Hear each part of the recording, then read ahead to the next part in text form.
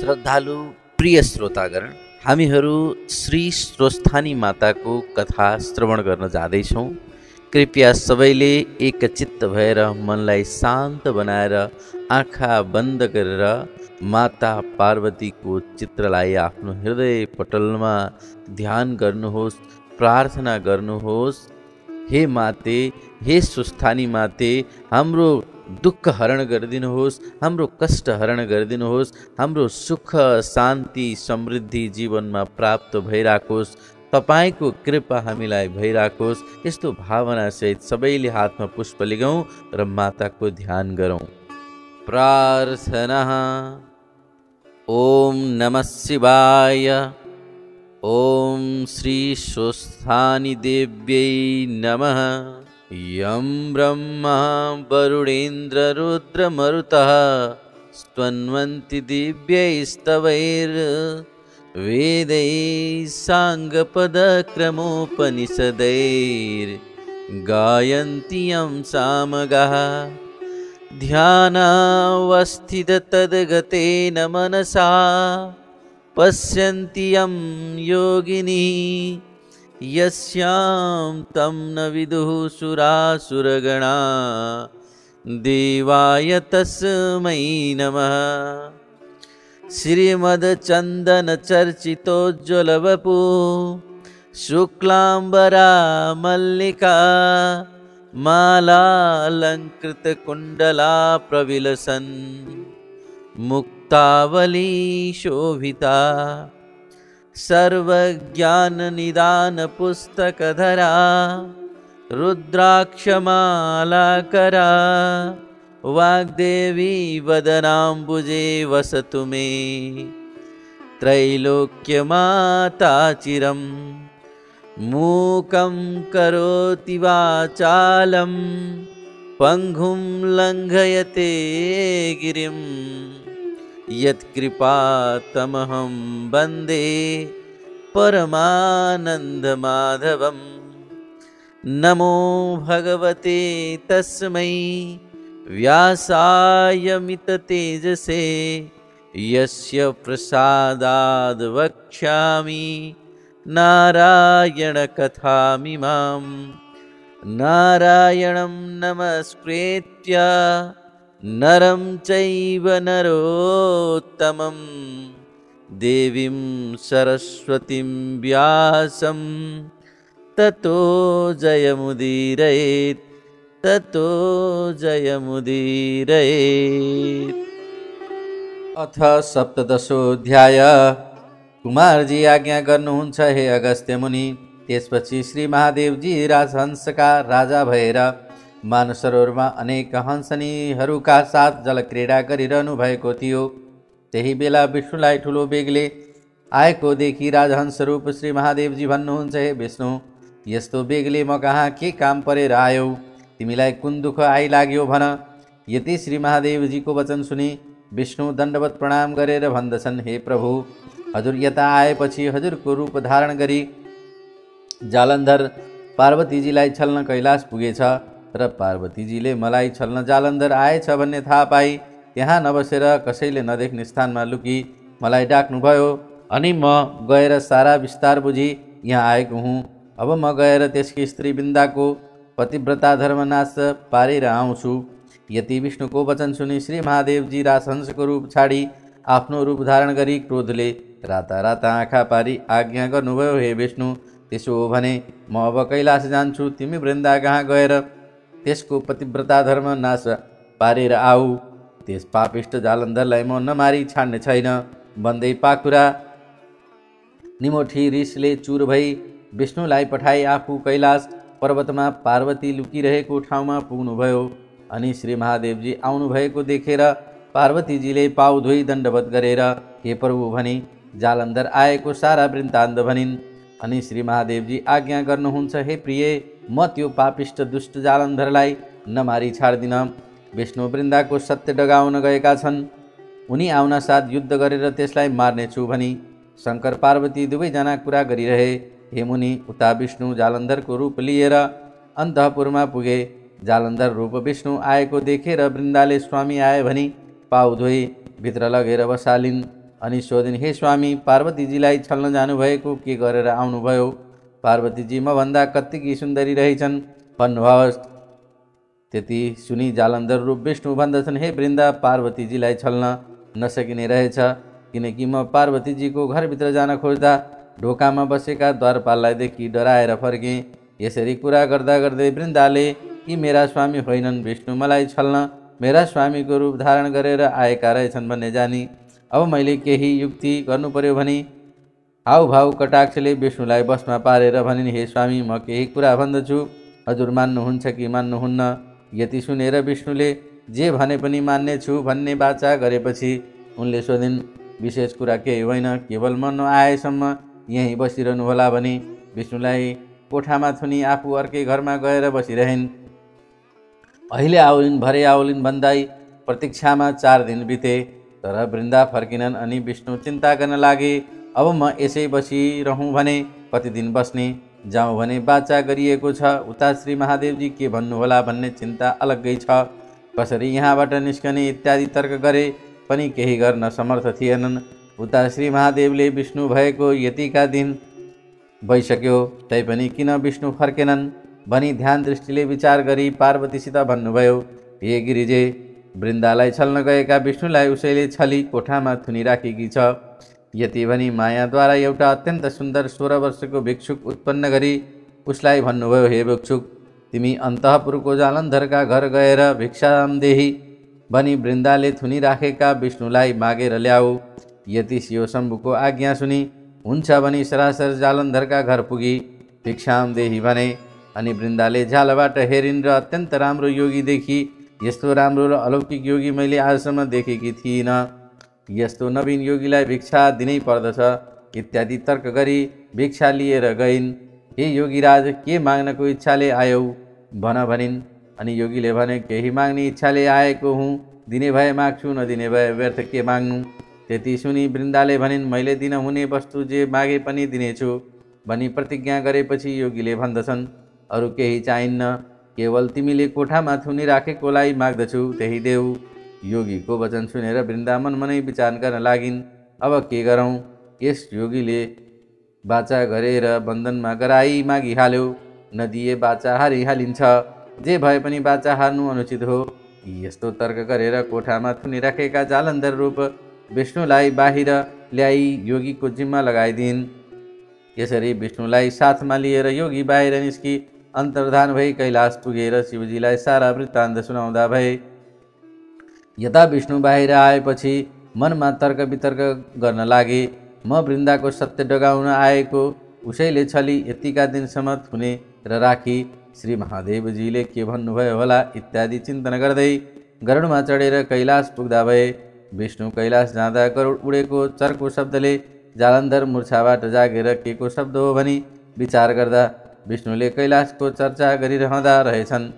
त पार्वतीजीलाई छल्न कठिन मात्र होइन कि असम्भव रहेछ। अब यहाँ नबसौँ, घरै जाउँ भनेर जालन्धर आफ्नो घर गयो। उता विष्णु श्री महादेवजीको सामुन्ने गएर प्रणाम गरी एकातिर उभिरहे। विष्णुतिर हेरेर श्री महादेवजीले आज्ञा गर्नुभयो, हे विष्णु, तिमी वृन्दाको सत्य डगाउन गएका यतिका दिनसम्म त्यहाँ के गरिरह्यौ? आफ्नो काम अर्थात् उसको सत्य डगाउन सक्यौ कि सकेनौ? श्री महादेवजीको यस्तो वचन सुनि विष्णु बिन्ती गर्दछन्, हे शम्भो, हजुरको आज्ञाले म गएँ, तर वृन्दाले छली म फर्केर नआएसम्म कोठामै बसिरहनु भनी प्रतिज्ञा गराई मलाई थुनेर आफू बाहिर निस्की। ऊ आउली भनेर बस्दा बस्दा कयौँ दिन बिते। बाचा हारेको र प्रतिज्ञा गरेको हुनाले त्यहाँबाट निस्कन नसकेर बसिरहेको थिएँ।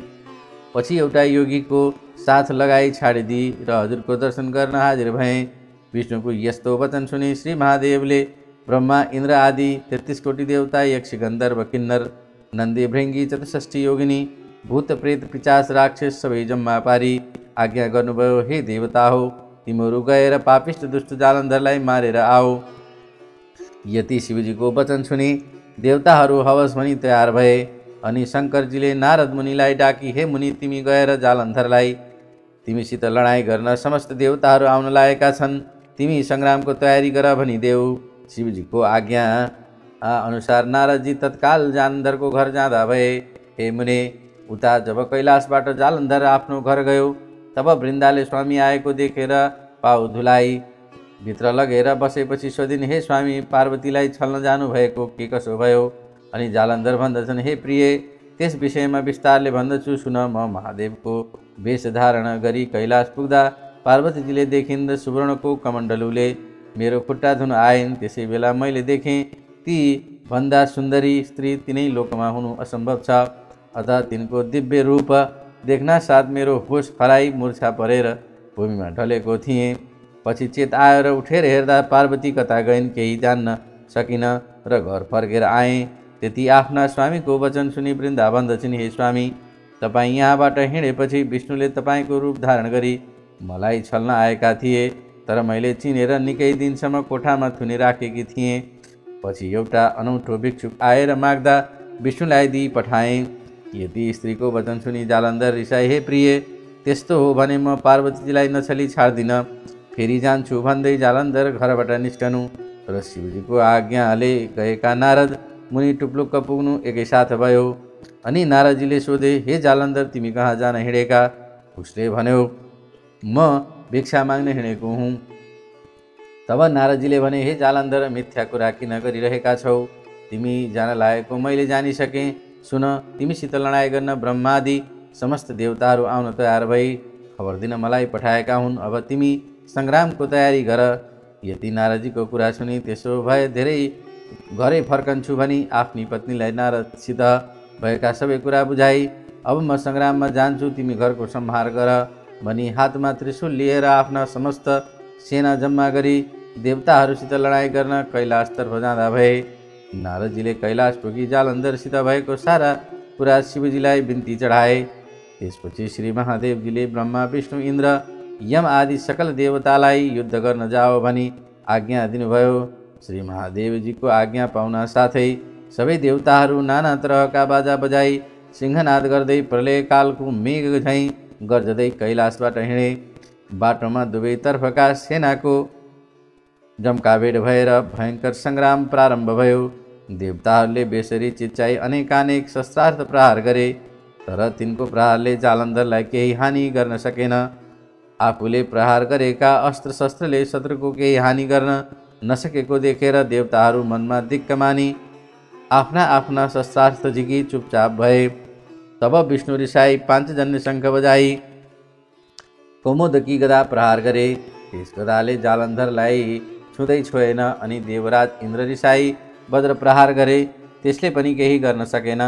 जालन्धरले नटेरी तृण समान मानेर चुप लागिरह्यो। त्यति हुँदा पनि सबै देवताहरूले शस्त्र प्रहार गर्न छाडेका थिएनन्। अन्त्यमा विष्णु भगवानले अब यस्तो चालले केही हुन्न सक्दैन भनी श्री महादेवजी कहाँ गएर, हे प्रभु, हामीले जालन्धरलाई मार्न सकेनौँ, तपाईँ बिना त्यसलाई मार्न अरूको शक्ति पनि छैन। अब तपाईँले नै सङ्ग्राममा जानु पर्यो। यति विष्णुका वचन सुनि श्री महादेवजी आज्ञा गर्नुहुन्छ, हे प्रिय, जालन्धरकी श्री वृन्दाको पतिव्रता धर्मले गर्दा जालन्धरलाई कसैले पनि मार्न सक्दैन।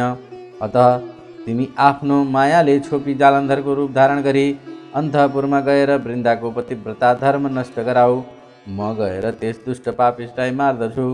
यति शिवजीको आज्ञा सुनि विष्णु त्यहाँबाट विदा भई तुरन्तै जालन्धरको रूप धारण गरेर बायाँ हातमा त्रिशूल र दाहिने हातमा डमरू बजाई आफ्नो मायाले छोपी अन्तःपुरमा जालन्धरको घर पुगे। भेषधारी जालन्धर आएको देखि वृन्दाले हात पाउ धोएर कोठामा लगेर आसनमा बसालेर सोधिन्, हे स्वामी, महादेवसित युद्ध गर्न जानुभएको, के गरेर आउनुभयो? त्यति सुनेर भेषधारी विष्णु आज्ञा गर्दछन्, हे प्रिय, महादेवसितको युद्ध थकाइ मारौँ र विश्राम गर्न आएको छु। भोक लागिरहेको छ, केही खानेकुरा भए ल्याऊ। त्यति सुन्नासाथ वृन्दाले 84 व्यञ्जन तयार पारी भोजन गराइन्। अनि रात परेपछि वृन्दासँग अनेक तरहका वार्तालाप गरेर त्यसको पतिव्रता धर्म नष्ट पारिदिए। रात बितेपछि जालन्धरको रूप छाडी आफ्नो स्वरूप 4 बाहुमा शङ्खचक्र गदा पद्म धारण गरी दर्शन दिए। त्यो देखेर वृन्दा रिसाई, हे पापिष्ट विष्णु, तिमीले कपट गरेर मेरो पतिव्रता धर्म नष्ट गरिदियौ भनिन्। अनि विष्णु आज्ञा गर्नुहुन्छ, हे वृन्दा, जालन्धरलाई शिवजीले हिजै मारिसके।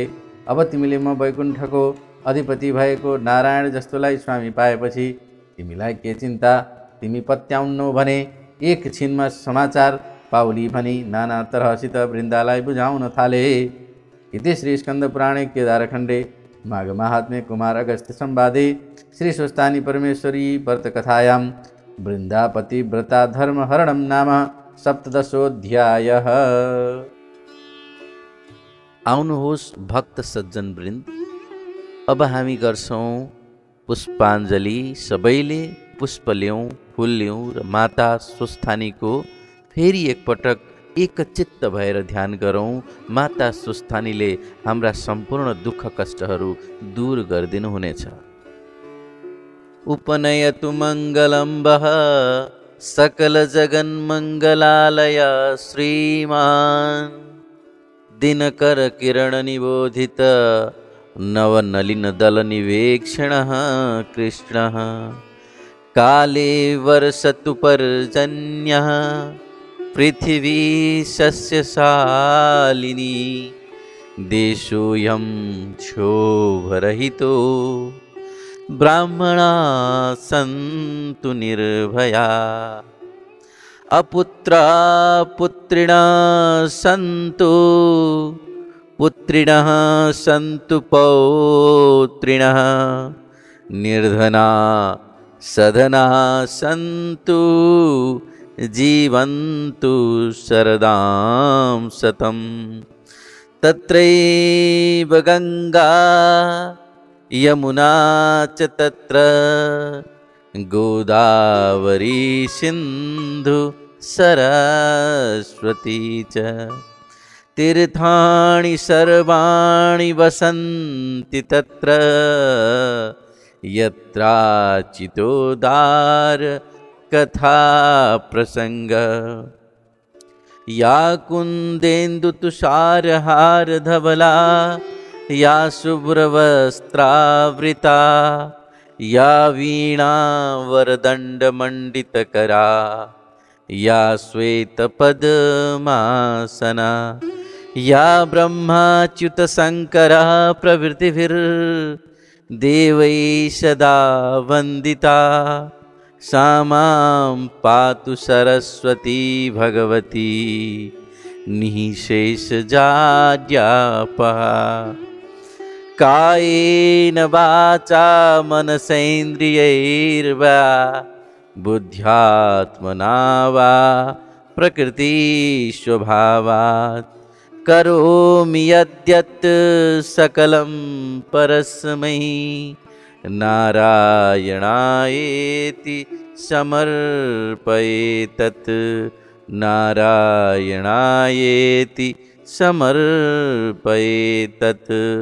श्री स्वस्थानी दिव्यार्पणमस्तु।